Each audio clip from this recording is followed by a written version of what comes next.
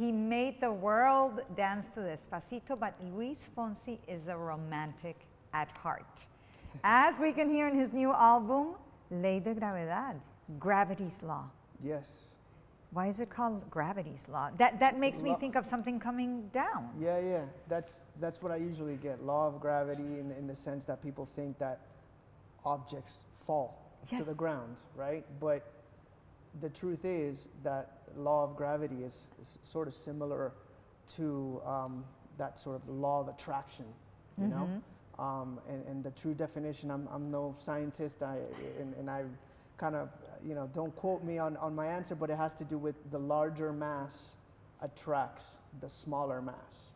And that's really what law of gravity is. That's why Earth is larger than us, so that's what gravity comes from. So it's all really about attraction, and that, to me, that's what love is, that's what music is. It's that connection between the audience, and that's why Ley De Gravedad, that's why not only the song, but the album, I decided to name it that. And you have a lot of guest artists in this album. Yes. Well, not a lot, but a handful of really Yeah. interesting guest artists. And so I guess that's part of the law of attraction, right? That you can It attract is. great collaborators. I've always been, I'm in constant search of different sounds and styles within my genre, which is pop. I've always been a pop artist. A little bit of romantic. Pop is very influenced by urban music, so I've been able to work with amazing sort of pop urban producers and artists as well, putting my own spin to that, playing a little bit with bachata, like in the Bésame track with Myke Towers. So wait, let's talk about Myke Towers, because Myke Towers is when you think of Myke Towers, when I think of Myke Towers, I think of a more hardcore trap act, and here he's singing. And he's singing a bachata, and it's really lovely. And I thought, wow, Luis got Myke Towers to sing bachata. How did that happen? Let me just say how amazing Myke Towers is. Let me just start off by saying, I've been a fan. I've always, ever since he started, he does everything. He has the kind of hardcore trap sound, but he's also very melodic and extremely smart songwriter. I showed him the song. I wanted to work with him. I thought it was a perfect mix for Bésame, which is, it's got a little bit of pop, a little bit of urban, a little bit of bachata. It's obviously not a straight up bachata song. He walked into the studio, heard the final track, probably heard it like 3 times. He took a notepad and he wrote his verse from top to bottom without even, I tell the story a lot. Like not on his phone, on a piece of paper. Just like that. Okay. I tell the story a lot because I've been doing this for 23 years. I've written many songs. I've worked with, I would like to think, pretty much the best, in the different genres. And I was like, my jaw was down to the ground because there was no humming, there was no kind of, when you write a song, you're like, you start humming to kind of figure out, the melodic structure of what your mind is telling you, you hear. And there was nothing. He was just silent, writing down, old school, no iPhone. No, I love that. And I loved it too. And I'm sitting there with Andres and Mauricio, the producers of the track, and we're just in the big studio, just kind of looking at each other. He's like wondering, what is he going to come up with? 3 times he heard the song, walked in the booth, and just nailed it, top to bottom. Literally, we didn't have to really do a lot. It's one of my favorite tracks in the album. And like that, there's all kinds of different sounds, which is really what I go for.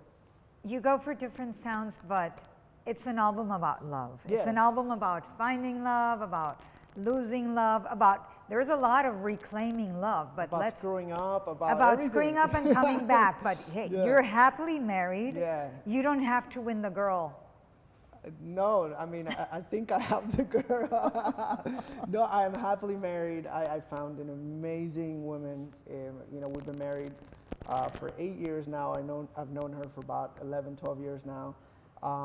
We have 2 kids. So I have a really stable, healthy, family life. And that to me is the most important song you could write. You know what I mean? Like once you have that, that's the foundation of it all. And really, I think that it just helps me do everything else, when I'm out on tour, when I'm, out working, to know that I have that sort of peace at home and To that come love, home that to. true love, it's so important.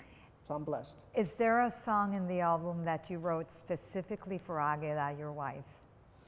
Not really. I mean, to be honest, not really. I try not to really think too much about myself and my story when I write songs. I just,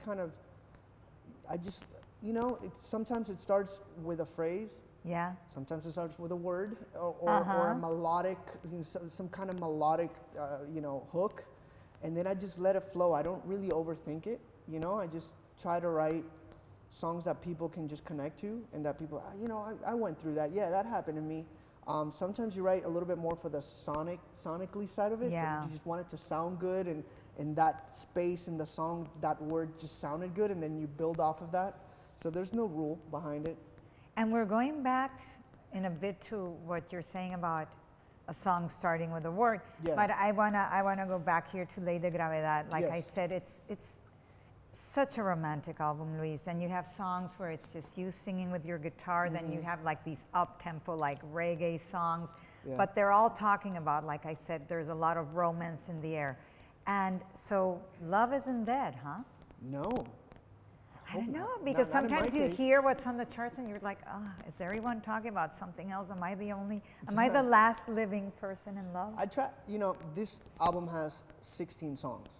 You know, 5 or 6 of them have already been out and, you know, they've already been released. And I just try to kind of cover all my bases as far as sounds, as far as, you know, lyrics. Yes, love is the center of it all, but that doesn't mean that every single song is lovey-dovey, not at all. You know, there are some, for example, Dolce is one of my favorite tracks in this album. It's the featured track.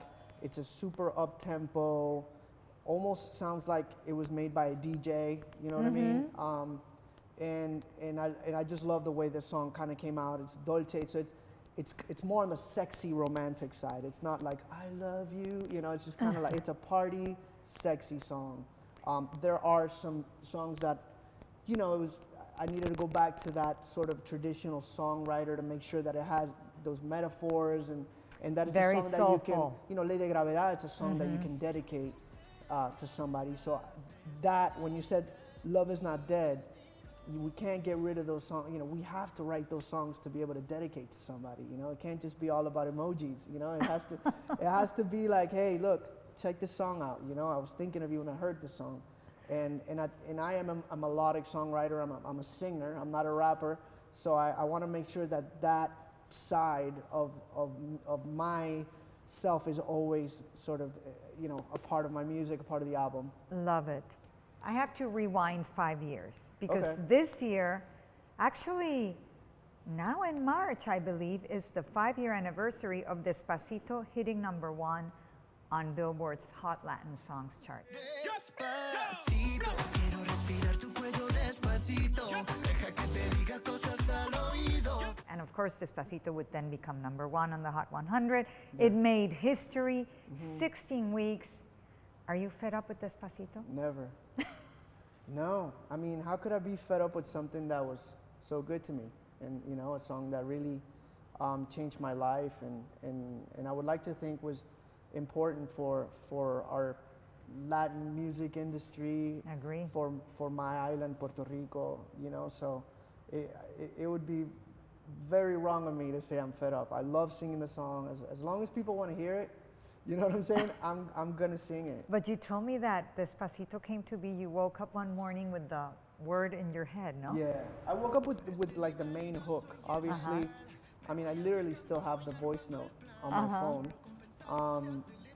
You know, it's loose ideas, but I did have the Despacito, vamos a hacerlo en una playa en Puerto Rico. Ay, bendito. Like I had that, and I had the repetition of Despacito. It felt as though it just worked, you know? And then after that, you know the whole story very well, but after that, some amazing people crossed my path and really helped this idea just grow into something great, like Erika Ender, you know, like Mauricio and Andres, like Daddy Yankee, obviously, later with the remix, Justin Bieber. So it was a really true team win, and it started with, you know, a 7 a.m., you know, idea, and I ran in my underwear to my studio to make sure that I wouldn't forget, because sometimes you forget these things. Of course, it's terrible, right? So my wife was like, "Are you okay?" I'm like, "Shh, shh, shh." I ran to the other side of the house, turned my studio on, and started just recording. I grabbed my guitar and kind of grabbed this little vibe, and that was the start of it all. Luis, thank you so much. Thank you. It's been a pleasure. Thank you so much for Ley De Gravedad. Like I said, it's I'm glad full you enjoyed of it. gems. Love it. And yes, listen to Los Girasoles Giran y Giran and dedicate nunca it dejan to de girar. Yeah, Nunca dejan de yeah. girar, and dedicate it to someone you love. Thank you so much. Thank you so much.